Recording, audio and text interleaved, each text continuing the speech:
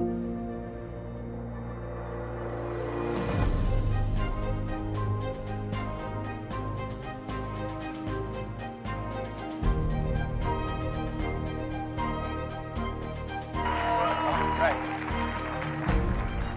while I have this soapbox, can we just give one last round of applause to the Insight Labs presenters?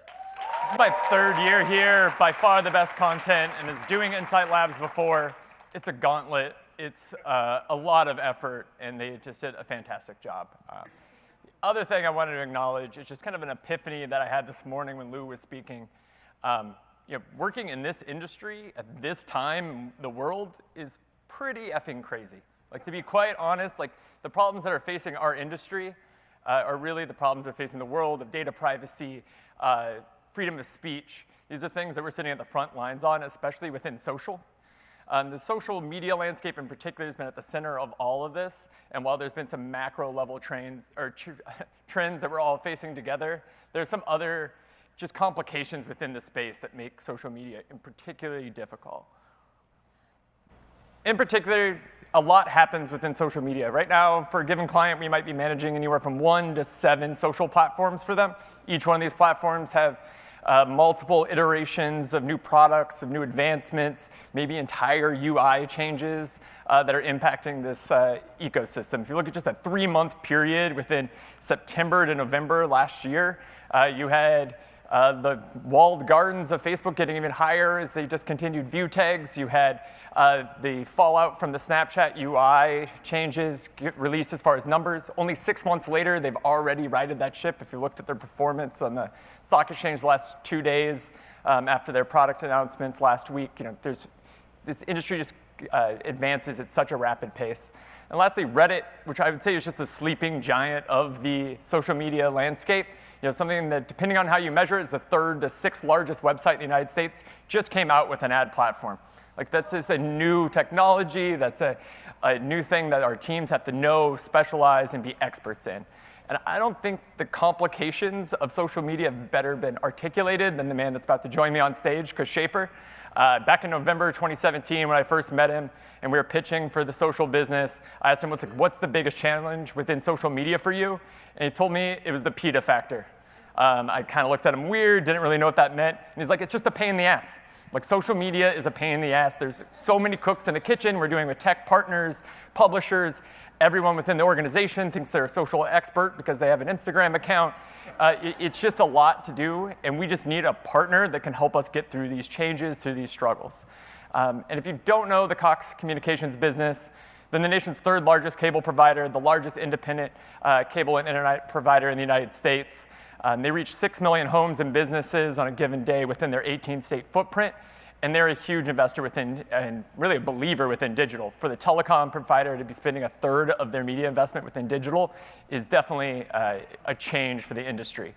And so when you think of a customer or a client like Cox that so much of their business is rooted in their customers, they have more customers in their footprint than non-customers. When it comes to data privacy, onboarding of data, the relationships that they're creating and the messages that they're delivering, these problems within social get escalated to a higher degree.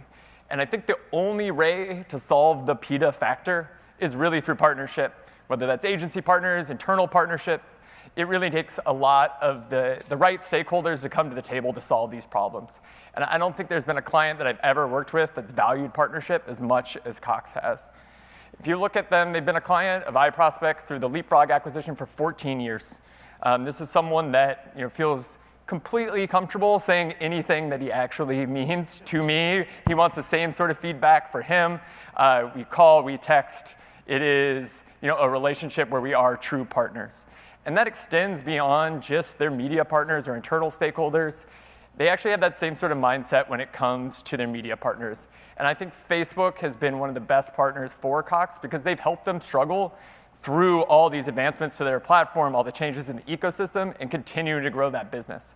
So I think any publisher, platform, salesperson that's out there loves seeing an investment curve that goes up and to the right like this.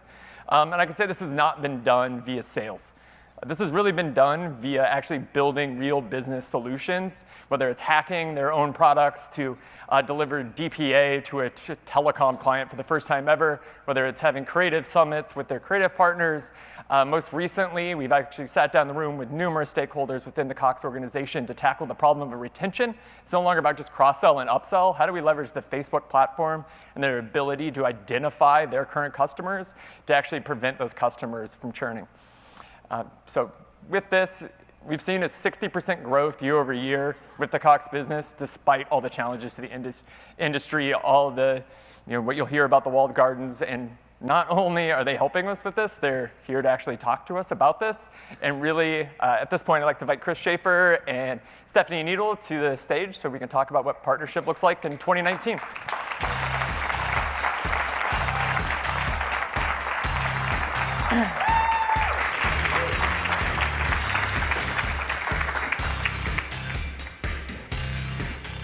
So the PETA slide was a surprise for Chris. Yeah, it was. I don't think iconography has ever won a pitch before until I showed up the donkey previously. No, it was great because nobody ever branded the PETA factor until it showed up in their sales pitch, and I was like, all right, you guys got it going on. It's cool. Pretty good. Yep. So on that note, I have the luxury of knowing your business extremely well, so I know kind of the answers to a few of these questions. But one thing I know that you're doing in 2019 is trying to do more with less, like really make bigger partnerships with your biggest partners and really positioning them in a way that solves those business challenges.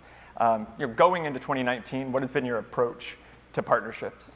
So, and Jeremy mentioned this in his keynote, we did built brilliant basics, right? So going into this year, we took a pretty big step and said, we're gonna consolidate to 5 core partners in our ecosystem, from a media partner standpoint, right? We had about 15, and there's a lot of individual great endpoint solutions in this space, right? You can look at a Nextdoor, you can look at numerous different things, but in my team, we're a pretty small team, and we heavily leverage our agency partners. We needed to consolidate that so that we could be really good at the brilliant basics, so that we could, operationalize much faster, get out the door a lot sooner. We had a lot of media waste because you end up over-frequencing your customers, and even if you put good FCAPs in place, you're gonna bomb people with that type of an ecosystem. And there was a lot of conversation earlier today around what's happening in privacy with cookieless browsers, et cetera, and the CCPA and the like.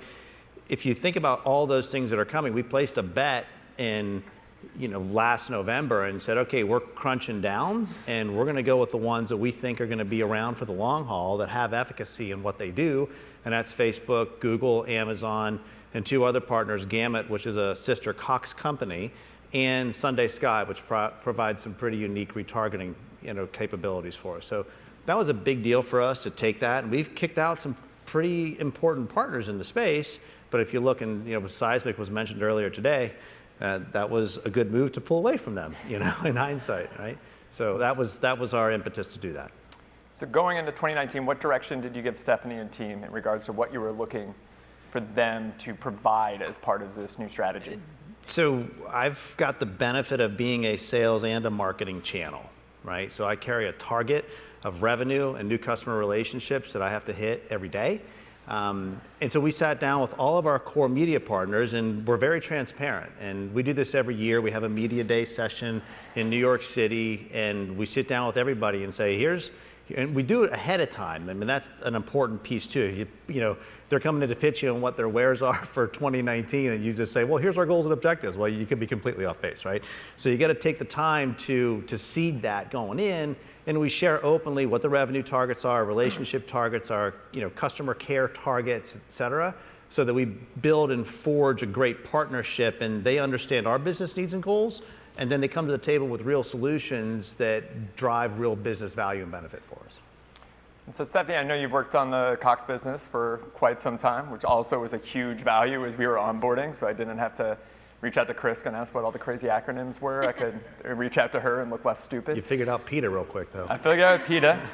1P, 2P, Chizzy, still working on all the rest of them. But what does it mean for you to have a partner like Cox that actually provides you that information? We talked before about inviting both media and partners to the table for a creative discussion, being able to brief them with real sales targets and goals, versus the other businesses that you've worked on within Facebook? How does Cox differ? Yeah, well, it makes our job a lot easier to have a partner that, I think everybody said it today, trust is a big part of it. They trust us to open up their books and say, these are our goals for the year. This is what we need to achieve. So it allows us to be more proactive about how we're bringing our products and services to them so that we're able to achieve those goals together. I think the other thing is that the Cox clients are savvy about Facebook. They know even how it works. They listen to us when we talk about campaign structure and issues such as our market consolidation efforts when we first came on, which was a whole different approach. Instead of breaking everything out into all 24 DMAs with separate creative and messaging, to actually roll those up for efficiencies based off the platform. Understanding that level of granularity into it, what does that do from you on the publisher side? So we really are able to work closer with them and really understand their business. I mean, like you said, I've been on the business for almost 4 years now. So having a partner like Chris and team who are super open with us and really give us they shoot straight. They tell us what they need, and we're able to really work together and bring all the right people to the table and have a hard conversation. What is it going to take for us to work together and solve these problems? That's, at the end of the day, I think the most important part is having the right people at the table. Chris knows what he's good at, and he brings the right people in to really be able to solve problems. And so, Chris, what's the thought process behind, or really I'd say what are the internal struggles to be able to provide someone like Facebook with that level of information when it comes to sales targets? Like, everyone's under an NDA, but there's still a lot of clients that are apprehensive, especially I'll say one that might compete directly with Facebook when it comes to products like Watch or Google with their YouTube products. To be able to get that kind of buy-in internally. Well, it's all in the leadership of your organization, right? So if you got folks that believe in transparency and believe in building and forging good partnerships, then it really pays dividends. And we're dealing with frenemies in the space at the end of the day, right? So we provide telecommunications services, high-speed internet, cable television. People still think of us as Cox Cable. Unfortunately, we don't want that, but that's what people think of us as. We have landline phone service. It's record-breaking and new stuff. And we've got a home security solution. And so you look at a Google, you look at an Amazon, we compete with them on a multitude of levels for those same services. But at the end of the day, you still have to cast a little bit of trust into the space that says, hey, you're going to give us what we need to drive our business, and then we're going to continue to invest with you guys. And we don't have as much of that in a direct competition with Facebook, and that gives them a leg up with our business. And not to say you won't ever launch any kind of a competitive platform or product, because it may happen someday. But it gives Facebook a different type of competitive edge versus the other partners in our space. And there's a good deal of trust there. Then on the topic of trust, is a topic that's come up throughout this presentation. It's come up a little bit throughout the Insight Labs today, is the impending CCPA. We just went through GDPR. Now we have one that's kind of hitting a little bit closer to home. We're dealing with a company that operates in California and also leverages first-party data in every single buy that they do. What is your approach to that, and how are you approaching your relationships with these large publishers that you're making large bets with? So, one of the earlier presentations today talked about what a lot of that is. There's a lot of talk about privacy in the space, and I think I made a bet last night with somebody at dinner. I don't know if there was actually a monetary exchange or a handshake around it, around when Chrome's going to go cookieless, right? I bet third quarter, and they bet later. So we'll see where that goes. So and if you think of us as a telco, we know a lot. If you're on the web in your house, we know what you're surfing. We know the sites you visit. We know the programs you watch. We house a lot of data, so we have to be a trusted provider in that vein as a service provider. There's a lot of information that we have to know about our consumers in order to have a good relationship with our customer base. at the same time, data is everybody's business, and what we're trying to do is get very specified in our targeting in a one-to-one like fashion, so that we get away from the cookie space. And that's why we've chosen those core partners really to go after, because they've got scale and reach on a true ID-based ecosystem. And so that was a big impetus around why we solidified our 5 core partners. And we're building we're placing some big bets today. I mean, if folks aren't really thinking about and talking about what's happening with CCPA and paying attention to GDPR, the train has left the station in a lot of ways. So pay very close attention to that. And the sage advice earlier of get to know your legal folks if you don't know them. This is not one to ask for forgiveness for, although sometimes you do that with legal folks. This is not one of those instances. And start to build your ecosystem now, because it's going to not just be in California. We have a couple of really large markets in California. We serve the San Diego market, we serve Santa Barbara, we serve Orange County, and they're sizable footprints of ours. So we have to be in a really good spot with that. So we have a whole dedicated team that's their job now as CCPA. And we're talking and interchanging with Google's, Amazon's, Facebook's, et cetera, and other multi-service providers around what's happening. And the legislature isn't even fully done yet, but we're placing some big bets in terms of how we're structuring our ecosystem to go forward so that we are in a solid spot. And what is Facebook's approach to actually working with brands like Cox of going through this change right now as we approach CCPA? Feel free to use your boilerplate statement. Legal approved. I mean, ultimately, our services are built on the idea of transparency and control, and we've talked a lot about that today. It gives people the ability to control their own data, and that's how it should be. And I think one of the other things that we've talked a lot about today is that we all have a responsibility to be able to ensure that we're using data in the right ways, that we're using data in a compliant way. So we work, directly with Cox and the broader team on how do we properly talk to their customers, how do we properly reach their audience. So as long as we're all kind of taking responsibility and making sure that we're compliant, that's the goal at the end of the day. And reaching the consumer in an appropriate way. Right. And other thing beyond partnerships that I think that Cox does incredibly well is you don't take much time for high fives and slaps on the back when we have successes. I think there is a grueling really approach to testing, learning, evolving, and as soon as we're done with one initiative, we're probably already halfway through the next. Knowing that we've tackled some big things last year in partnership with Facebook, what do you see as being the next on the horizon where you think the partnership with Facebook will continue to evolve and expand? So we concluded, we're in the process of concluding a test. So, like I said, being a sales and a marketing channel carry targets, and we're going after that every day, right? But the big deal for us as a subscription provider is retention, and how do we get really smart about that and retain as many customers as we can. And over a dinner last fall, we came up with the idea with doing a retention trial and partnering with Facebook to come up with some unique media approaches. And with our high current customer match rate with custom audiences, we've got a lot of information on our current customers.